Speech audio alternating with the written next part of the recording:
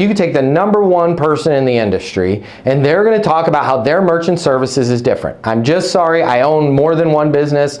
To me and the dum-dums out there like me, merchant service, Stripe is Stripe, Square is Square, Chase is Chase, whatever, right? Like, I don't know, I saw a logo of one of the, Valley Bank was going to do some business with Valley, not on the mortgage side, on the other side, right? I don't know the difference, Rich.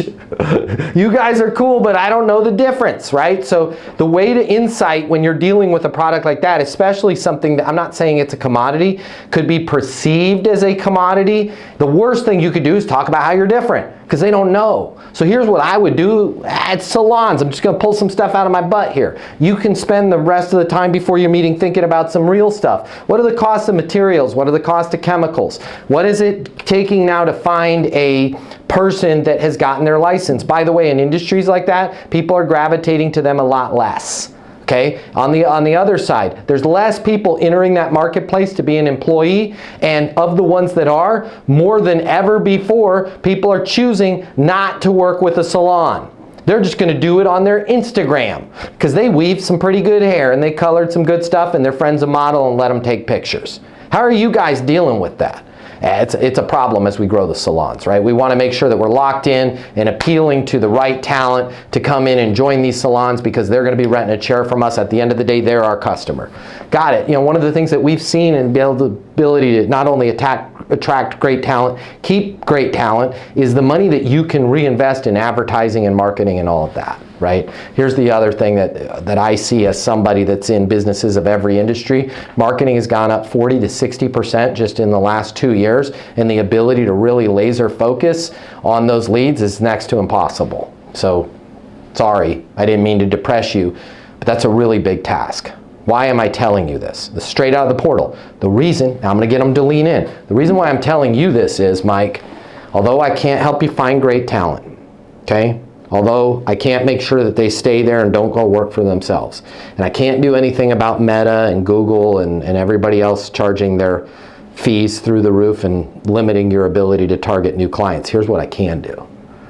I can save you money in the margins, right? I can save you money in the areas that don't have to do with changing your product, changing your relationships with, I saw TG over there, right? Very expensive brand to be partnered with. I don't want you to have to jettison your relationship with them on your colors.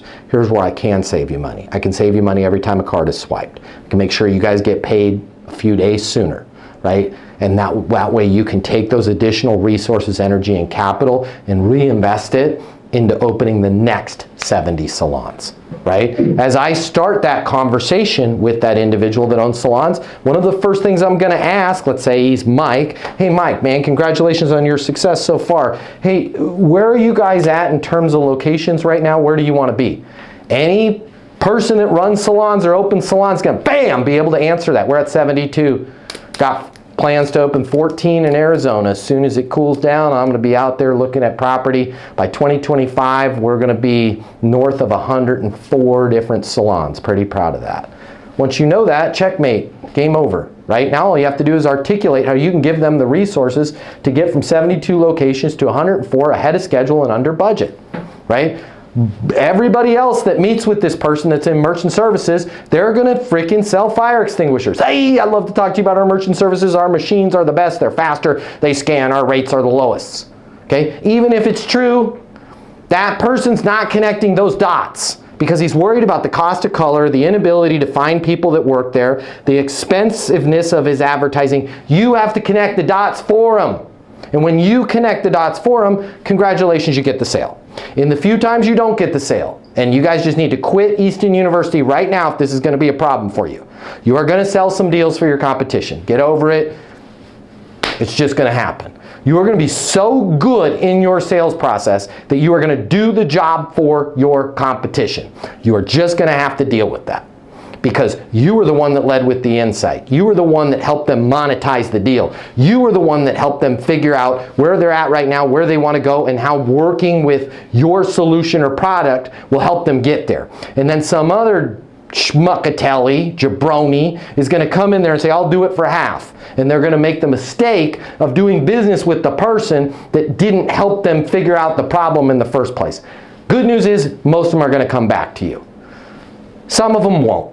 And you're going to be like, well, that's my charity, right? I don't have to go to church. That's my charity. Hey, I help other people in my industry get deals. But I'm also the #1 sales rep in my industry by a factor of 17. So a few people want to come in and snake my deals based on the insights that I uncovered, discovered, and laid out.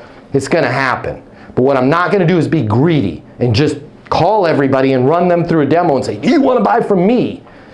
Don't be like everybody else. Be somebody that when that person has a conversation with you, they leave and go, man, that Brian guy is smart. Go ahead, B.